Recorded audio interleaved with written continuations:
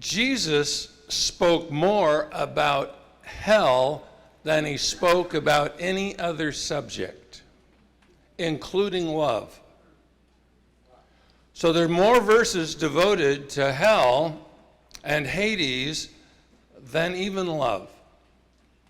So those of you who discount the concept of hell, you cannot revere the words of Christ and discount the concept of hell because he spoke so much about it. I took all the verses on hell and all the verses on heaven, condensed them. Here we go. Forgive me for reading, but it's the only way to get through. Absolute absence of God. Nothing good or wholesome there. You'll keep your personality with your sin nature turned loose. Satisfaction never available, never any fulfillment. Unrestrained demonstration of selfish urges. In the presence of all that's bad and evil. Sudden and eternal destruction. Utter and outer darkness. If all the fire verses are literal, it's a different kind of fire because they won't produce light. Weeping and gnashing of teeth, second death, worse than death itself, tribulation, distress, wrath, fury, extreme anguish. No escape, no rest, torment goes up forever and ever. No concept biblically of purgatory. No second chances. No way to get out. Period. Pits of nether gloom, degrees of punishment. Satan won't rule there. He'll be in the deepest, darkest depths of the place. And then all the burning stuff, all the verses about fire and all the rest of that, and a whole bunch of those. Contrast that with heaven. Place where God dwells, place of righteousness. We'll worship God there. If you don't like to worship him, make sure your issues are with the taste and preference of worship, not the act itself. Always be with the Lord. Retain our personality with our sin nature removed. No hunger, thirst, tears, sadness, pain, or death. No hard labor, but lots to do. In charge of many things, but no stress. Paradise, beautiful, magnificent, and the physical description uses all the words that are really buzzwords for us. Nothing unclean.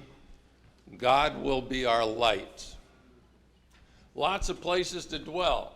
It took 6 days to make this. Jesus has been working on heaven for over 2,000 years. It might be nice.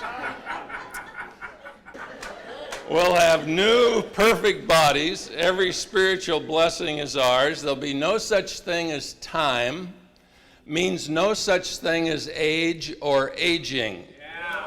If you listen to the out-of-body experience people, we'll all be 30-ish. Grain of salt with that crew. We'll be served by angels. When I figured this one out, it made me cry. We'll be served by Christ because he'll be the ultimate servant leader demonstrating that example. It must be very difficult to get through a door in heaven. Nobody will go through first. We'll do all things perfectly, and no feelings will ever be hurt. You were given an eternal soul when you were born, but you were born spiritually dead.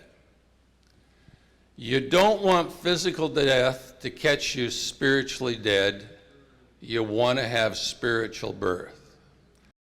If my Bible is right, you won't have a second chance. You don't want to take your chances with this one and hope you're good enough to get in. You don't want to do that because the consequences are too great. So if you would just confess with your mouth Jesus is Lord, put him on the throne, take yourself off, and if you would believe that Jesus can take care of you when you die, that he will resurrect you, and if you believe that, my Bible says you will be saved from the consequences of your sin, which are eternal separation from God. You'll be saved from that, and you can look forward to an eternal presence with your Father in heaven.